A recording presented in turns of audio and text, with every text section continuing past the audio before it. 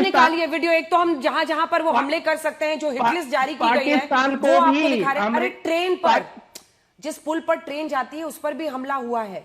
तो समझिए कि वो जो लाइन वो कह रहे हैं, मुझे लग रहा है कि वो एक थीम बन रहा है, बर्बादियों का जश्न मनाता चला गया। कौन कर रहे हैं बर्बादी? ये यूनिवर्सिटीज को मारना, स्कूल्स के ऊपर मारना, हॉस्पिटल के ऊपर मारना, पुल को बर्बाद करना। फूल बरसा रहे हैं शारजाह पर, ये ईरान कर रहा है। शारजाह पर फूल बरसा रहे हैं आप। अरे ईरान शारजाह पर फूल बरसा।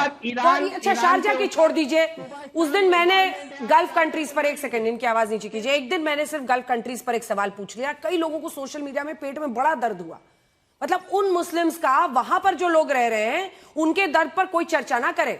शारजाह की चर्चा कोई ना करे, अफगानिस्तान में पाकिस्तान मारे उसकी कोई चर्चा ना करे, कोई उसकी थैली लेके नहीं घूमेगा, कोई इस बात की ना चर्चा करे कि ऑयल रिफाइनरीज में, अरामको जैसे ऑयल रिफाइनरी में आखिर कौन सा अमेरिकन बेस है, अमेरिकन सिपाही है कि आप वहां पर हमले कर रहे हैं। इसकी चर्चा नहीं होनी चाहिए। सिर्फ आपकी चर्चा होनी चाहिए कि भाई ईरान में अगर कहीं पर हमला हो रहा है तो वो गलत है। आपको समझना पड़ेगा ना कि आप क्या कर रहे हैं। जल्दी से सुधांशु जी एक रिस्पॉन्स उनकी बातों पर, उसके बाद से मैं अभय जी और विवेक जी के पास जाऊंगी। मैं संक्षिप्त में 2 लाइन में कहता हूं। बिल्कुल देखिए, समस्या क्या है कि मुस्लिमों के लिए किसी को दर्द नहीं है। अरे अफगानिस्तान में 400 विकलांग बच्चे पाकिस्तान की बमबार्डिंग में मार दिए गए, किसी ने कोई प्रतिक्रिया ही नहीं व्यक्त की। खैबर पख्तूनख्वा में जो मारे जा रहे हैं वो मुसलमान नहीं है, जो बलूचिस्तान में मारे जा रहे हैं वो मुसलमान नहीं है, उनके प्रति कोई दर्द किसी के दिल में नहीं उतर रहा। और जहां तक ईरान की बात है, तो मैं दर्शकों को याद दिलाना चाहता हूं, वो प्राचीन ईरान की सभ्यता अगर जीवित है, वो प्राचीन पारसी जो अग्नि की पूजा करते थे, वो अग्नि जब इस्लामी आक्रमण में दबा दी गई थी, वो बची कहां? वो लेके भारत आए थे। और आज पारसी समाज भारत में है, और जो लोग पैसे इकट्ठा कर करके देने की ईरान की बात कर रहे हैं, अरे असली डीएनए ईरान का अगर है तो भारत के उस पारसी समाज ने है जिसने भारत का सबसे बड़ा इंडस्ट्रियल हाउस पहला दिया, जमशेदजी टाटा, जिसने भारत का पहला न्यूक्लियर साइंटिस्ट दिया, होमी जहांगीर भाभा, जिसने भारत का पहला फील्ड मार्शल दिया, जनरल सैम मानेकशॉ।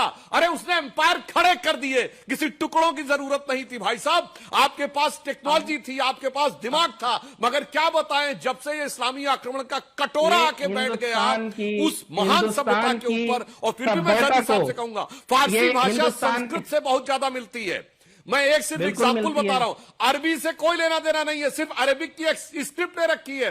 फारसी एक छोटा सा उदाहरण, तो हम कहते हैं कि हमारी सभ्यता ईरान से है, ईरान की और इसीलिए फारसी में हफ्ता कहते हैं। इसीलिए मैं कह रहा हूं, ईरान की सभ्यता जीवित है तो भारत में, और अगर भविष्य में भी, मैं अटल जी की वह पंक्ति जो पहले भी बोल चुका हूं, फिर रिपीट करता हूं कि दुनिया का इतिहास पूछता रोम कहां, यूनान कहां है, घर घर में शुभ अग्नि जगाता वो उन्नत ईरान कहां है, दीप बुझे पश्चिमी जगत के, छाया जब बर्बर अंधियारा, तभी चीर कर तम की छाती चमका हिंदुस्तान हमारा। तब भी ईरान को भारत नहीं बचाया था, और आज ईरान की सभ्यता अगर बचेगी तो वो भारत की वजह से बचेगी। छोटा सा जवाब जैदी साहब, आप अन्य मेहमानों के पास जाना है। मैं ये कहता हूं, ये जो सवालात आप उठा रहे हैं हिंदुस्तान की जनता के ऊपर, अगर वो हिंदुस्तान की जनता अपनी सभ्यता के तहत अपनी सभ्यता को बचाते हुए, चूंकि हमने हमेशा हर देश की मदद की है, अगर ये जनता मदद कर रही है तो इसके ऊपर सवाल क्यों उठा रहे हैं? आपको कि आज हमारे देश की जनता, जहां सुधांशु जी ने जब बोल रहे हैं कि उनकी सभ्यता हमसे है और हमारी सभ्यता उनसे है, तो उस सभ्यता की खातिर अगर कोई मदद कर रहा है तो इस मदद के ऊपर एतराज किस तरह का है? आपने सुनी ही नहीं, जो पारसियों की मूल सभ्यता है अग्नि पूजक की, श्यामक डावर डांस सिखाते हैं, मुंबई में जाके देखना, अग्नि जलती रहती है वहां पर। वो मूल सभ्यता हमने वो अग्नि की जो बचा के यहाँ पर रखी है। जो बात हो रही है जमशेद जी, नुसरवान जी टाटा से लेकर बोमन ईरानी तक, शपूर जी, पलोन जी तक, जो यहाँ पर पढ़ रहे हैं और भारत के विकास में योगदान दे रहे हैं, उस मूल सभ्यता की बात हो रही है। और फिर मैं कहता हूं, भारत का पैसा सबसे पहले भारत की सेना के लिए लगेगा, भारत के शिक्षा के लिए लगेगा, भारत की चिकित्सा के लिए लगेगा, भारत का ब्रिज बनाने के लिए, भारत की सड़कें बनाने लगेगा। भारत की योजनाओं से पैसा लेकर 1000 करोड़ रुपए आप ईरान को दो, दिस इज नॉट फेयर। फिर लोग आप पर शक करते हैं कि पहलगाम के लिए तो आपकी आंख से आंसू नहीं निकलते, और खामनेई के लिए आपकी आंख से आंसू निकलते हैं। भारतीय सेना के लिए 1 रुपए देने के लिए तैयार नहीं है, और अपने पीतल, चांदी, सोने के बर्तन, गहने आप ईरान को देने के लिए तैयार हैं। तो जैदी भाई, थोड़ा सा सोच समझ के बोलिए। और बिल्कुल सुधांशु भैया ने भी क्लियर कर दिया और मैंने भी क्लियर कर दिया है, जो ईरान की मूल सभ्यता है उसको वर्तमान रिजीम ने ही खत्म किया है और भारत ने सुरक्षित रखा हुआ है। कोस्टल एरिया में जाकर देखिए, गोवा, मुंबई, सूरत तक हर एक पारसी के घर में जो अग्नि जल रही है वो मूल अग्नि कभी जला करती थी इस सभ्यता में, ईरान की मूल सभ्यता में, वहां से आपने वो समाप्त कर दी। नहीं, देखिए खान साहब, आप जो बातें कर रहे हैं, जिनके ऊपर आप और जिनके ऊपर इतराज कर रहे हैं, वो लोग हमेशा अपनी फौज के साथ खड़े। यही जनता है जो करगिल वार में अपने साथ खड़ी थी। अगर करगिल की कोई महिला, कश्मीर की कोई महिला अपने दान दे रही है किसी को बचाने के लिए, किसी सभ्यता के खातिर, तो ये महिलाएं वो हैं जिन्होंने करगिल युद्ध में भी, करगिल में जो अपनी फौज थी, अपनी मिलिट्री थी, उनके लिए सब कुछ दिया है। आप इस तरह किसी की कर रहे हो, हाँ, पत्थर मारते हैं सेना पे यहाँ पे, और अभी भी ईरान के सपोर्ट में जो प्रोटेस्ट हुआ उसमें सेना से झड़प हुई है, सरकारी संपत्तियों को नुकसान पहुंचाया गया है। अरे भैया, इससे भारत के मुसलमानों की छवि बहुत खराब बनती है। मुसलमानों को घर नहीं मिलता है, शिकायत है, वो टैक्सी और कैब कैंसिल कर दे रहे हैं, मुस्लिम सब्जी वाले से सब्जी नहीं ले रहे। Reason behind that this activity, you are supporting ईरानी आर्मी, ईरानी रिजीम और इंडियन आर्मी पे आप स्टोन पेंटिंग कर रहे हैं। ठीक है, अभय दुबे जी, क्या ये स्टैंड नहीं है कि भारत बहुत कॉशियसली दोनों ही तरफ से चल रहा है? आप लोग एक तरफा तरीके से ईरान के साथ खड़े होने को कहते हैं, लेकिन समझना तो है ना कि भारत का भी दर्द, ये जो गुड टेररिज्म बैड टेररिज्म थोड़ी होता है। कश्मीर को लेकर पाकिस्तान से हमारी दिक्कत क्या है? सिर्फ एक लश्कर, जैश, जितने आतंकी संगठन है उनको वो पालता है। ईरान भी अगर इसी तरह से फिलिस्तीन की वजह से आतंकी संगठनों को पालता है तो फिर हमें तो कॉशियसली रहना चाहिए ना, दोनों ही तरफ, चाहे अमेरिका हो चाहे ईरान हो।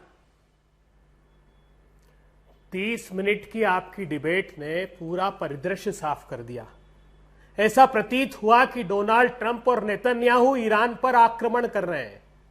भारतीय जनता पार्टी के दोनों प्रवक्ता ईरान के प्रति जो घृणा, जो वैमनस्य का भाव रखे हुए हैं, देशवासियों, हमारा मूल मंत्र भारत का, अपनी आजादी को हम हरगिज मिटा सकते नहीं, सर कटा सकते हैं लेकिन सर झुका सकते नहीं। हम भारतवर्ष शांति को प्रतिबिंबित करता है, शांति का समर्थक है। आपको एक सेकंड टोक रही हूँ सर, देखिए ना अभय जी, मैं टोक रही हूँ आपको, एक सेकंड आ रही हूँ, सुधांशु जी आ रही हूँ, एक तस्वीर दिखानी है इसलिए टोक रही हूँ बात पर। सब देखिए, समझना यह है कि भारत को क्या स्टैंड लेना चाहिए हिजबुल्लाह, हमास और हुती पर। जरूर बोलिएगा जब मैं वापस लौटूं। ईरान में पावर प्लांट्स के बाहर मानव श्रृंखला की तस्वीरें आने लगी हैं, ये देखिए, ये ईरान ने तस्वीरें जारी की है और जितनी तस्वीरें इधर दिख रही हैं उसमें महिलाएं आपको दिख रही हैं, इधर पुरुष भी दिख रहे हैं, सब ईरान का झंडा लिए मानव श्रृंखला जिसका आह्वान वहां किया गया था, वो पावर प्लांट्स के बाहर मानव श्रृंखला बनाते हुए दिखाई दे रहे हैं, क्योंकि अमेरिका और इजराइल ने अटैक का, इसमें बच्चे भी दिख रहे हैं आपको, औरतें भी दिख रही हैं। शुरू से अगर विजुअल को चलाएंगे तो शुरू में 2 बच्चे दिखाई दिए थे। मानव श्रृंखला वो बना रहे हैं अपने पावर प्लांट्स, और ये अभी तक जो जानकारी है शायद ऐसे ही किसी पावर प्लांट के इर्द गिर्द होगा। देखिए यहाँ पर शुरू में 2 बच्चे दिखाई देते हैं। अब जल्दी से आपके पास आ रही हूँ अभय जी, कि क्या हमको ईरान समर्थित हमास, हुती, हिजबुल्लाह जो इजराइल पर अटैक करते हैं, जो बिना बताए उनके पर्व के दिन हजारों लोगों को मार देते हैं आतंकी अटैक से, उस पर अपनी आंखें बंद कर लेनी चाहिए? नहीं, हमने खुली रखी, उसकी आलोचना की, और जो गाजा में हजारों लोगों का नरसंहार किया उसकी भी आलोचना। अब आप सुन तो लीजिए ना, अगर आप नहीं चाहती कि मैं बोलूं या ईरान के समर्थन में बोलूं तो वो अमेरिका के समर्थन में तो संभव नहीं है। जिनेवा कन्वेंशन के बिल्कुल खिलाफ है सिविलियन इंफ्रास्ट्रक्चर पर हमला करना। और मैं भारत के लोगों से आग्रह करता हूं, यह एक उदाहरण प्रस्तुत किया ईरान ने कि महाशक्तियां हथियार से नहीं हौसलों से परास्त की जाती है। देश का प्रत्येक नागरिक अपने प्राणों को आहूत करने के लिए तत्पर रहना चाहिए। अगर उसकी भूभागीय अस्मिता पर, उसकी सार्वभौमिकता पर, उसकी टेरिटोरियल इंटीग्रिटी पर अगर आक्रमण हो तो उसको देखिए, सुनिए, ये सज्जन जो स्टूडियो में बैठकर इनक्रोच कर रहे हैं, इनको कहिएगा कि मैं जब तक बोलूं अपना मुंह बंद रखे। मैं आगाह करना चाहता हूं, जो नेतृत्व की बातें कर रहे थे, हमारा भारत का नेतृत्व रैलियों में दिखाई दे रहा है। भारत को क्या नुकसान हो रहा है? भारत के नागरिकों, हमारा 90% क्रूड ऑयल का जो नीड है उसकी इंपोर्ट पर्शियन गल्फ से होती है। $1 पर बैरल का बढ़ने का अर्थ है 15,000 करोड़ रुपए साल का नुकसान। 2 लाख करोड़ रुपए साल का हमको नुकसान हुआ है। हमारे गैस में आपको चौंकाने वाला डेटा देता हूं, जो हमारी एलपीजी की सप्लाई पर फर्क पड़ा, 9% ईडेबल ऑयल का कंजम्पशन हमारा कम हो गया। यह सॉल्वेंट एक्सट्रैक्ट एसोसिएशन ने अभी रिपोर्ट जारी की कि मार्च के मंथ में भारत वंशियों ने, गरीब लोगों ने खाने का तेल अर्थात खाना कम खाया है। ऑटो रिक्शा वाले, मजदूर, आपको क्या लगता है रेस्टोरेंट पे सिर्फ बड़े लोग जाते हैं? मुझे एक ऑटो रिक्शा चालक ने बताया कि हर तीसरे दिन दाल ले रहा हूं रोटी के साथ, मिर्ची के साथ खाना खा रहा हूं, क्योंकि वो कहता है एलपीजी की वजह से मैंने दाल के भाव 2 गुना कर दिए। हर 10 में से 9 डायमंड्स को हम तराश कर विश्व में भेजते हैं। 10 लाख लोग हमारे सूरत में डायमंड इंडस्ट्री में काम करते हैं। उनसे जाकर पूछिए उनका हर्ष क्या है। फर्टिलाइजर की हालत क्या है? फर्टिलाइजर में 30% एलएनजी का हमारी सप्लाई को कट किया है। 6 से 7 लाख टन यूरिया। अभय जी वो कह रहे हैं कि जैसे आपने इन दोनों को बीजेपी का प्रवक्ता कह दिया, वो कह रहे हैं कि फिर इनका भी नाम बदल के ईरान का प्रवक्ता लिखे ही कह रहे हैं। अरे बे मानवता का प्रवक्ता हम तो, हमारा आप कहते हैं नॉन अलाइनमेंट नहीं मल्टी अलाइनमेंट, तो कम से कम भारत में सर मानवता नहीं दिखाई देती है आपको? तो शारजा में जो 2 लोग घायल हुए हैं वहां पर मानवता चलेगी या मानवता नहीं चलेगी? अफगानिस्तान के अस्पताल में मानवता आपकी चली गई। अंजना जी, हम क्यों वन साइडेड हो रहे हैं? अमेरिका का समर्थन तो अभी इस देश में कोई नहीं कर रहा सर, तो ये काल्पनिक कथा तो आप सुनाइए मत, कम से कम इस शो में नहीं कर रहा, किसी शो में नहीं कर रहा। काल्पनिक कथा ये अमेरिका की अमेरिका का समर्थन किया उनकी स्थिति देखकर जी नहीं, ईरान के तौर तरीकों पर सवाल पूछा गया।